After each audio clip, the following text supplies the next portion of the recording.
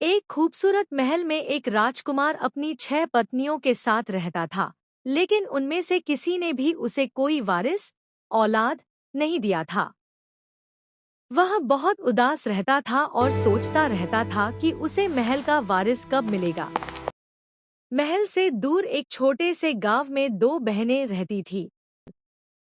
उनके माता-पिता अब इस दुनिया में नहीं थे, इसलिए वे अकेली रहती थीं। उनके पास सेबों का एक बाग था, जहां से वे सेब तोड़कर बेचती थी और उसी से अपना गुजारा करती थी। मियाँ अपनी बहन रिया से बहुत प्यार करती थी और उसका बहुत ख्याल रखती थी। एक दिन राजकुमार अपने खेतों का निरीक्षण कर रहा था।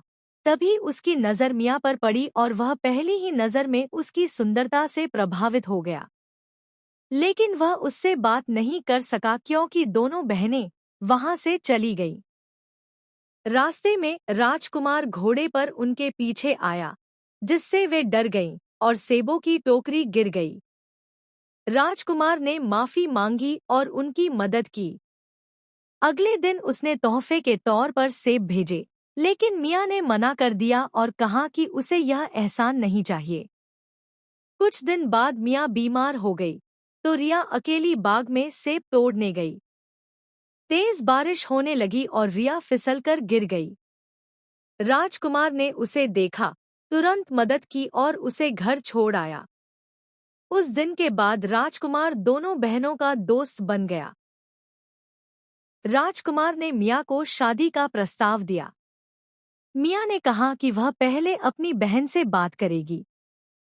रिया को यह सुनकर दुख हुआ, लेकिन उसने खुशी से अपनी बहन को शादी की इजाज़त दे दी। कुछ दिनों बाद मियाँ की शादी राजकुमार से हो गई। जाते समय उसने रिया से कहा कि वह रास्ते में गुलाब के बीज डालती जाएगी, ताकि बारिश के बाद फूल उगाएं और रिया उसी रास्ते से उसके पास आ सके। महल पहुंचने पर राजकुमार की 6 पत्नियों ने मियाँ को नफरत भरी नजरों से देखा, लेकिन राजकुमार उससे बहुत प्यार करता था। कुछ दूसरी तरफ रिया अपनी बहन को याद करने लगी। उसने बाग बेच दिया और उससे मिलने के लिए निकल पड़ी।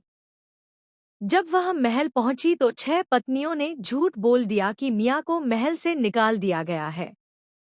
रिया बहुत परेशान हो गई और एक नदी के किनारे एक टूटी झोपड़ी में रहने लगी। इधर मियाँ ने एक बेटे को जन्म दिया और उसे एक ताबीज पहनाया। राजकुमार बहुत खुश था, लेकिन बाकी पत्नियां जलने लगी। उन्होंने डॉक्टर को रिश्वत देकर राजकुमार से झूठ कहलवाया कि बच्चा अशुभ है और 1 साल में मर जाएगा, इसलिए उसे नदी में फेंक देना चाहिए। राजकुमार मजबूर हो गया और बच्चे को टोकरी में रखकर नदी में बहा दिया गया। रिया ने उस बच्चे को देख लिया और उसे बचा लिया। ताबीज देखकर उसे समझ आ गया कि यह मियाँ का बेटा है, इसलिए उसने उसे पालने का फैसला किया। उधर मियाँ बहुत दुखी रहने लगी और राजकुमार भी उससे दूर हो गया। कुछ साल बीत गए और बच्चा 6 साल का हो गया। रिया ने उसका नाम सी रखा। वह बहुत समझदार था। एक दिन उसने सैनिकों को घोड़े पर सवार देखा और खुद भी घोड़ा चाहा, लेकिन रिया के पास पैसे नहीं थे, इसलिए उसने लकड़ी का घोड़ा बना दिया। सैनिकों ने उसका मजाक उड़ाया कि लकड़ी का घोड़ा पानी नहीं पीता।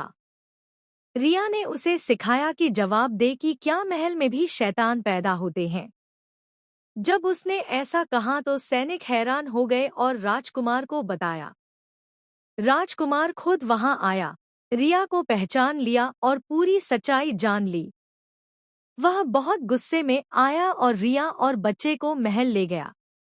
जब मियाँ ने अपने बेटे को देखा तो वह बहुत खुश हुई और ताबीज से उसे पहचान लिया। उसने अपने बेटे को गले लगा लिया। राजकुमार को अपनी गलती का एहसास हुआ और उसने माफी मांगी। उसने अपने बेटे को वारिस घोषित किया और अपनी 6 पत्नियों को सजा देकर महल से निकाल दिया। इसके बाद सब खुशी से रहने लगे।